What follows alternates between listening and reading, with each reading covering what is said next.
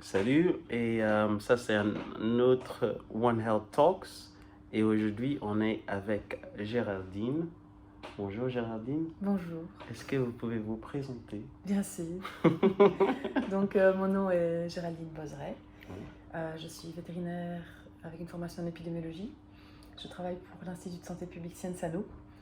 Et j'ai travaillé en son temps ici à la faculté de médecine vétérinaire D'accord. et pour l'AFSCA, l'agence alimentaire. Ouais. Et voilà, dans ce cadre-là, j'ai développé un exercice de crise, une simulation, un jeu de rôle, Ouais.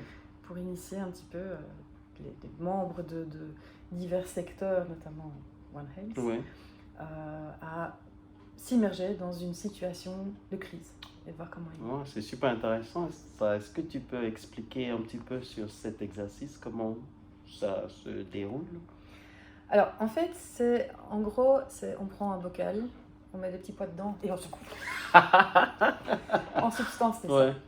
Donc, en gros, ils ont la possibilité de communiquer avec l'équipe d'animation par 3 moyens. Le téléphone, les emails et des rencontres en face-to-face. Au moment 0, au T0, on leur annonce qu'une maladie infectieuse grave a été confirmée dans une ferme, D'accord. dans un établissement de la province dont ils s'occupent. Eux vont jouer l'autorité compétente, donc l'autorité de contrôle. Ouais. Et leur objectif est de parvenir à contenir la crise de manière à éviter qu'elle ne parte trop loin et que les choses ne partent hors de contrôle. Ok. Alors petit à petit, on va les stimuler avec d'abord, on va leur donner des missions qui sont assez basiques. C'est notifier le fermier que ces animaux vont devoir être abattus, prévenir le bourgmestre que sa commune est sous standstill et on attend dans un premier temps de voir comment ils vont réagir à ces premières instructions. Ouais.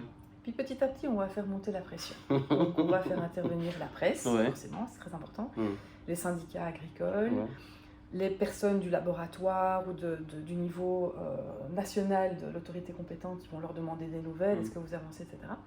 Avec une fausse sensation, en général c'est ce qui se passe, d'avoir les choses sous contrôle. C'est pas toujours le cas. Et puis on va déchaîner les enfers. Boum. On notifie un deuxième foyer. Ouais. Et là, les stimulations commencent. C'est-à-dire qu'on propose des réunions face à face, on téléphone, on envoie des mails, et ces mails viennent du curé du village qui voudrait faire son vin du dimanche matin, qui demande s'il peut malgré le standstill. Ou de l'association des babysitters du village qui veulent savoir si elles peuvent donner à manger du cochon aux enfants. Et on monte la pression jusqu'à ce qu'ils perdent complètement le contrôle. Et en fait, l'objectif, c'est pas du tout de leur faire réussir la contingence de la crise, mais de parvenir à s'organiser entre eux sous une pression très intense, de se répartir le travail de manière à limiter les dégâts, en fait. Parce que tout l'exercice est destiné à leur faire... Ils vont le rater, c'est certain. Voilà. À la fin, c'est sûr. Voilà. Mais il faut qu'ils parviennent à se mettre ensemble, communiquer, structurer et trouver au fond d'eux des ressources qui font que sous pression, ils vont parvenir quand même à réussir un certain nombre de choses. D'accord. Voilà, c'est super intéressant ça. Donc il y a des compétences à développer à travers cette simulation.